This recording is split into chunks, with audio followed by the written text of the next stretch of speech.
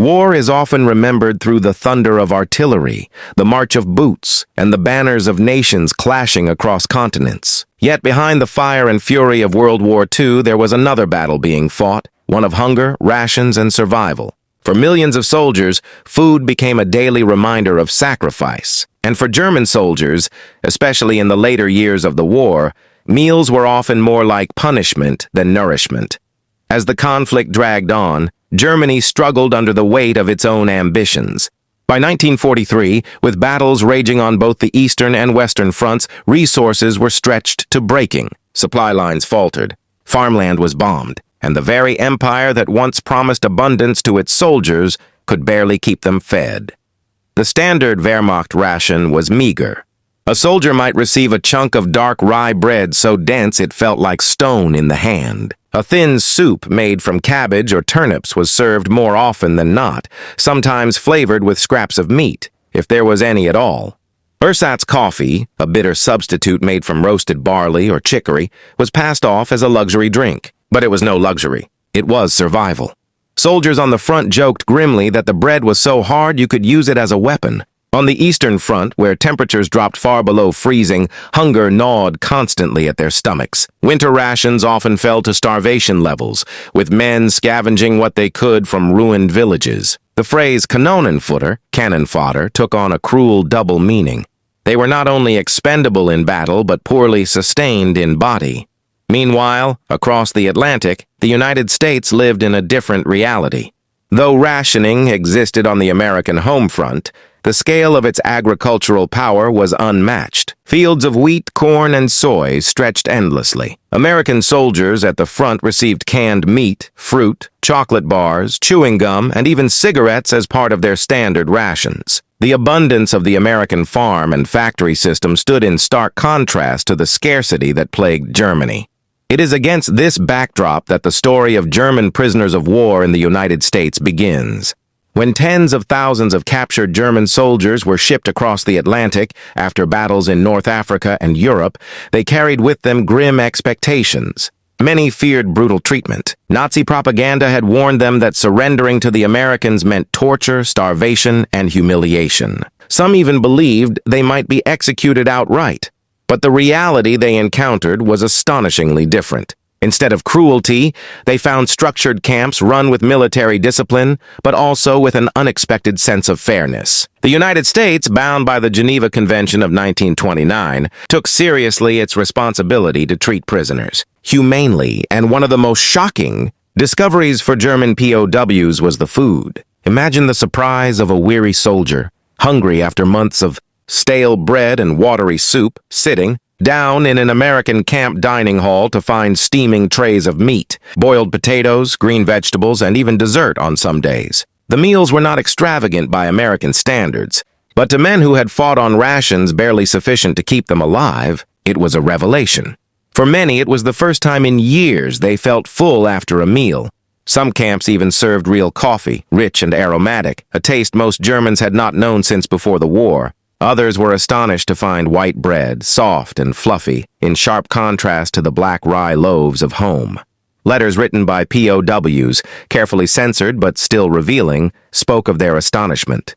They described meals with meat 2 or 3 times a week, something unheard of on the front lines. Potatoes, corn, beans, and fresh fruit occasionally appeared, depending on supply. They compared it directly with the Wehrmacht ration.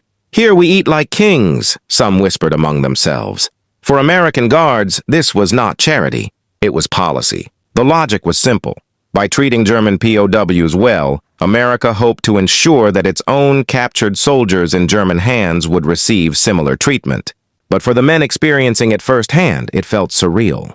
The first impressions of German POWs often mixed relief with disbelief. Some felt grateful, even guilty, knowing their families in bombed-out German cities were enduring hunger, while they, as captives, were better fed. Others felt uneasy, suspecting it might be some psychological trick. But day after day, the meals continued, and the reality sank in. Captivity in America could mean better nourishment than service in Hitler's army. This unexpected abundance became a central memory for many German POWs. The shock of tasting food that was filling, balanced, and, by comparison, luxurious set the stage for how they viewed their captivity. Food in this context became more than sustenance. It became a symbol of contrast between two worlds, one built on scarcity, the other on plenty, one fueled by ideology and conquest, the other by industrial might and agricultural abundance. And for the German soldiers who had marched across continents under the swastika, it was humbling to realize that as prisoners, they might eat better than they ever had as conquerors. This was the beginning of an experience that would reshape not only their bodies but their minds. In the mess halls of American POW camps, plates of meat, potatoes, and bread carried lessons about humanity, power, and the ironies of war. When the war brought thousands of German prisoners to American soil, the United States faced a challenge unlike anything in its history. Between 1942 and 1945, over 370,000 German POWs were housed in camps scattered across the country, from the pine forests of Arkansas to the wide fields of Texas, from the Midwest plains to the deep South. Some camps were massive, holding tens of thousands, while others were smaller branch facilities built near farms and factories. At first, many Americans were uneasy about having enemy soldiers living within their borders. These were the same men who had once fought for Hitler, who had once fired at American troops on the battlefield. But the War Department insisted that the prisoners were to be treated according to international law. The Geneva Convention of 1929 was clear. POWs were entitled to decent housing, medical care, and adequate food. And the United States, determined to show the world its moral strength, would follow those rules to the letter. Daily life inside the camps was highly regimented. German POWs woke early in the morning, answered roll call, and ate breakfast in communal mess halls. Afterward, many were put to work. Some labored in agriculture, picking fruit, harvesting crops, or cutting lumber. Others were assigned to construction, repairing roads, or working in sawmills. They were not forced into combat-related tasks, but under the Geneva Convention, they could be required to perform non-military labor. What stood out most, however, was not the work, but the food. The U.S. military had a detailed system for feeding its captives. Men were given 3 meals a day with menus designed to meet basic nutritional needs. Breakfast might include oatmeal or eggs, toast or biscuits, sometimes with jam or butter. Lunches often featured hearty stews, sandwiches, or beans with meat. Dinner was the largest meal, with pork chops, roast beef, or chicken, served alongside potatoes, vegetables, and bread. For German prisoners, this was astonishing. The food was not extravagant. American soldiers themselves ate similar meals, but compared to the sparse Wehrmacht rations of black bread and watery cabbage soup, it felt like a banquet. Camp menus were adjusted depending on local supplies. In Texas, prisoners sometimes ate corn, grits, or chili-style stews. In the Midwest, they had access to fresh milk, butter, and cheese. On some occasions, German POWs were even given treats like cakes, pies, or ice cream, especially around American holidays. One former POW later recalled with a smile, "In the camp, I ate more meat in a week than I had in 6 months in the army." Another wrote in a censored letter home, "If my mother could see our meals, she would not believe them." For many prisoners, the food created a mix of emotions: relief, because hunger no longer plagued them; gratitude, because they felt treated with dignity; but also guilt, because they knew their families back in Germany were struggling to survive amid bombings, shortages, and ration cards. Some POWs admitted they felt ashamed to eat so well while their loved ones at home starved. The American system was not only generous but also efficient. Supply chains ensured that even prisoners thousands of miles from the front received balanced meals. The War Department allowed the International Red Cross to inspect camps, confirming conditions. And despite occasional shortages caused by wartime rationing, the general standard of living for POWs remained surprisingly high. Interestingly, the German prisoners themselves were sometimes allowed to cook. In larger camps, German chefs prepared meals using American ingredients, adjusting recipes to suit their tastes. They baked bread, made soups, and tried to replicate familiar dishes. But even when prepared by their own countrymen, the sheer quantity and quality of ingredients amazed them. Flour was white and soft, not the dark rye flour mixed with sawdust-like fillers they had known at home. Meat was fresh and plentiful. Vegetables were colorful, not wilted or scarce. Meals became the centerpiece of daily camp life. They broke up the monotony of confinement and provided moments of comfort. Sitting around long tables eating together, the POWs often talked not about the war but about the food. Men compared American dishes to German ones, laughed about the strangeness of corn on the cob or peanut butter, and marveled at the sweet taste of Coca-Cola when it occasionally appeared. Of course, not every camp was perfect. There were occasional complaints. Some prisoners disliked American flavors, finding the food too greasy or too sweet. Others protested when rations were cut slightly in the final months of the war due to overall shortages. But even in those moments, the general consensus remained. Life inside an American camp offered far better nutrition than service in the Wehrmacht. The contrast was stark. In Germany, ordinary civilians received ration cards that entitled them to only small amounts of meat, sugar, and fat each week. Soldiers at the front often went hungry. And yet here in America, enemy combatants, men who had worn the Nazi uniform, were eating full plates of food every single day. This reality shocked many Americans as well. Local newspapers sometimes reported on the good treatment of German POWs, and not all citizens were pleased. Some families, who had lost sons in battle, resented the idea that their enemies were being fed meat while their own households lived with ration books. In certain towns, protests erupted. But the U.S. military stood firm, insisting that international law and national honor demanded humane treatment. For the prisoners, the experience left a lasting impression. Many began to see America not only as a powerful nation, but as a land of abundance. The simple act of eating well every day reshaped their views. Some began to question the propaganda they had been taught about America as a land of decadence and corruption. Instead, they saw a society that, even in wartime, could afford to feed its enemies generously.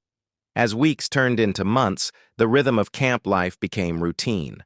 Work during the day, mail from home, occasional cultural activities like theater or music, and always the meals. For many German POWs, these meals became the anchor of their captivity, a reminder that even in war, humanity could be found at the dinner table. The abundance of food inside the wire contrasted so sharply with the scarcity outside that it became one of the most memorable aspects of their imprisonment. Long after the war, many former POWs would recall the meals as a symbol of American fairness and strength. It was not just nourishment. It was a message, quiet but powerful. To truly understand why German POWs in America ate so well, one must look beyond the fences of the camps. This story was never just about food. It was about politics, propaganda, and psychology. Every plate of meat and potatoes carried a message, and that message reached far beyond the barbed wire. The first reason for America's generosity was simple: the Geneva Convention of 1929.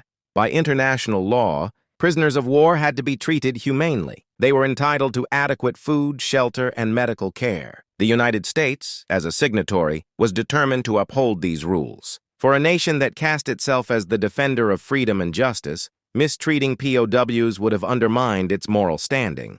But there was more than morality at play. There was also strategy. American leaders hoped that by treating German POWs well, Germany would reciprocate and give better treatment to American prisoners in German hands. It was, in a sense, a bargain of humanity.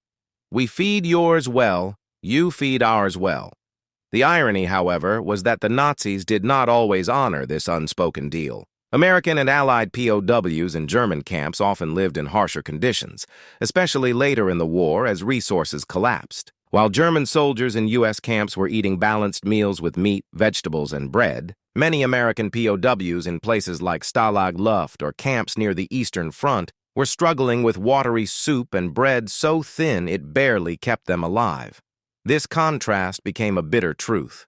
American families, upon learning how well German prisoners were fed, sometimes protested, "Why should our enemies dine on meat when our sons starve in Europe?"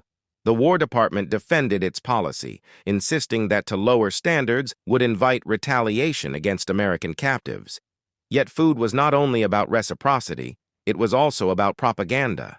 By allowing German POWs to experience America's abundance firsthand, the United States was, in effect, waging a psychological war. Every bite of bread, every spoonful of stew, was evidence that the Nazi propaganda machine had lied. In Germany, Joseph Goebbels' Ministry of Propaganda painted America as a land of corruption and poverty, a country collapsing under crime, chaos, and racial division. German soldiers were taught that if captured, they would be tortured or starved. But when those same soldiers sat in a clean dining hall, eating better than they had as soldiers of the Reich, the illusion crumbled. The impact on morale was profound. Many POWs quietly admitted among themselves that America seemed far stronger, richer, and more humane than they had been led to believe. Some began to doubt the invincibility of Hitler's cause. Others, more privately, even began to admire aspects of American life they saw from behind the fences. Food became a silent teacher. It whispered a truth that guns and bombs could not, that democracy and freedom had created a society of plenty, while dictatorship and conquest had left its soldiers hungry. There are recorded testimonies of German POWs who confessed that they ate better in captivity than they ever did in the Wehrmacht. One soldier, writing in his diary, remarked, "It is strange to say, but here, as a prisoner, I eat like a human being again." This irony struck deep. Imagine marching for Hitler's Reich, enduring the mud of the Eastern Front, surviving on scraps, only to discover that your enemy, who had captured you, fed you more generously than your own army ever had. For many Germans, this realization was as shocking as defeat itself. The abundance in American camps also highlighted the staggering differences in national resources. The United States had emerged as the arsenal of democracy, producing tanks, planes, ships, and weapons on a scale the world had never seen. But it also produced food, so much food that it could afford to feed not only its soldiers and civilians, but also hundreds of thousands of enemy captives without strain. Germany, by contrast, was collapsing under shortages. Allied bombings devastated its railways and factories. Crops were requisitioned for the army. Civilians lined up for rations that grew smaller each month. By 1944, many German families lived on barely 1,000 calories a day. Bread was stretched with fillers. Meat was rare. Butter and sugar were luxuries. Hunger haunted both the home front and the front lines. For POWs in America, this contrast was impossible to ignore. When they wrote letters home, letters censored but still carrying hints, they sometimes described their meals carefully, knowing their families would read between the lines. Mothers and wives back in Germany understood the unspoken message. Their sons were eating better as captives than they were at home. This situation also shaped the relationships inside the camps. Some POWs, especially officers, worried that good treatment might weaken discipline. They feared that their men, softened by comfort, might lose loyalty to Germany. In fact, there were instances where hardcore Nazi prisoners clashed with those who grew too comfortable with American generosity. In some camps, pro-Nazi factions tried to enforce loyalty, even punishing fellow prisoners who appeared too grateful to their captors. But over time, the reality of abundant food eroded even the most stubborn resistance. Hunger is a powerful force, and full stomachs have a way of calming anger. Many POWs, though still loyal to Germany, began to see their captors in a new light. It was also a subtle weapon of re-education.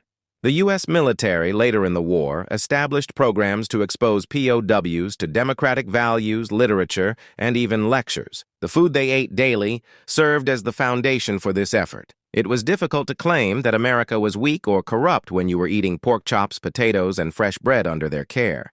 The contrast with German-run POW camps made this all the more striking. American POWs in stalags often described living on thin slices of bread, margarine, and watery cabbage soup. Some lost dozens of pounds during captivity. Disease and malnutrition were constant threats. While not all German camps were deliberately cruel, the shortages in Germany meant that even guards struggled with hunger. This imbalance highlighted the moral and material differences between the two sides. In America, food became a quiet demonstration of power. It said, "We are so strong, so wealthy, that even our prisoners live better than your soldiers." For many German POWs, this was a lesson they would carry long after the war. Some later admitted that their time in America opened their eyes to another way of life. The food they ate behind barbed wire became part of a larger story of transformation.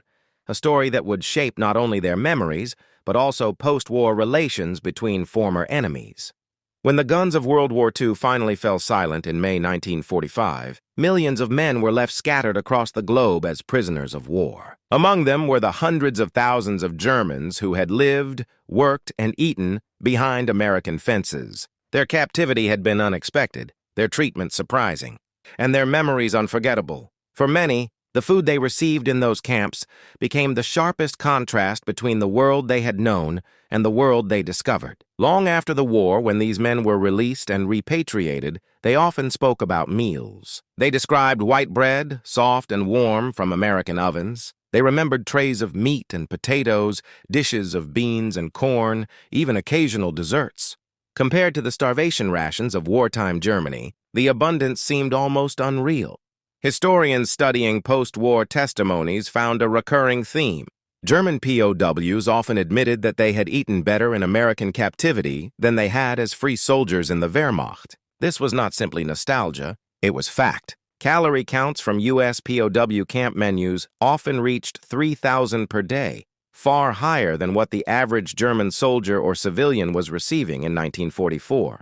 The legacy of this treatment rippled through history in several ways. First, it left a surprisingly positive impression of America on many former enemies. While not all POWs returned home as friends of democracy, a significant number carried with them a respect for American abundance and fairness. Some even chose to return to the United States after the war, immigrating and building new lives in the land where they had once been captives.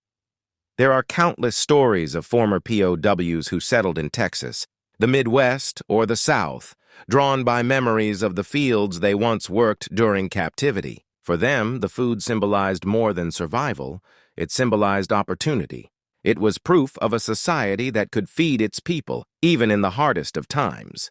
Second, the humane treatment of POWs became a point of pride for America. In the immediate post-war years, when the world was reckoning with the horrors of concentration camps, death marches and deliberate starvation carried out by the Nazis, the U.S. could point to its POW system as evidence of moral strength. German prisoners had not only survived, they had thrived, at least in terms of basic nourishment. But there was also irony in this legacy. For while German POWs in America remembered hearty meals, American POWs in German camps remembered hunger, sickness, and deprivation. The imbalance revealed much about the strengths and weaknesses of each side. America's vast resources and commitment to international law allowed it to provide generously, while Germany's collapse and disregard for human rights left its captives to suffer. This irony haunted some American families during the war. Newspaper stories occasionally reported that German prisoners were being served meat and vegetables, while U.S. citizens at home endured ration books and shortages. Parents who lost sons in battle sometimes asked bitterly, "Why should the killers of our boys eat steak while our boys went without?" Yet in hindsight, historians argue that America's choice was not weakness, but strength. By feeding its prisoners well, the United States demonstrated confidence. It showed that it did not need to resort to cruelty to defeat its enemies. Instead, it let its abundance speak for itself. In the long run, this moral high ground strengthened America's image in the world. For the German POWs, the memory of those meals carried emotional weight.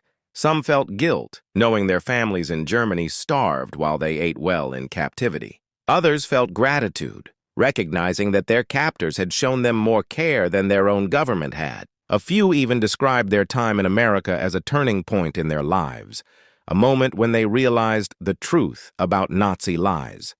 Food, in this way, became an unexpected tool of re-education. While formal programs tried to teach German POWs about democracy and freedom, the meals in the mess hall quietly reinforced the same lesson. They demonstrated that a free society could outproduce and outfeed a dictatorship. They proved that the enemy was not a land of chaos and misery, but a land of plenty. The historical impact of this cannot be understated. In the decades after the war, as West Germany rebuilt itself into a democracy and allied closely with the United States, many former POWs became part of the bridge between the two nations. Their memories of captivity, of being treated fairly, of being fed generously, helped shape a foundation of trust.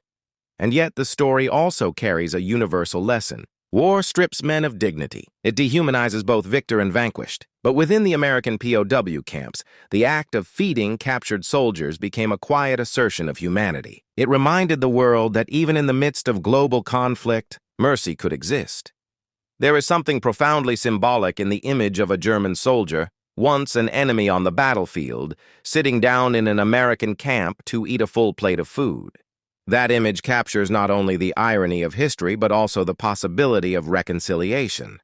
As the years passed, the memories softened but never disappeared. Former POWs told their children and grandchildren stories not of suffering but of surprise. Stories of how captivity in a foreign land gave them food they had never known at home.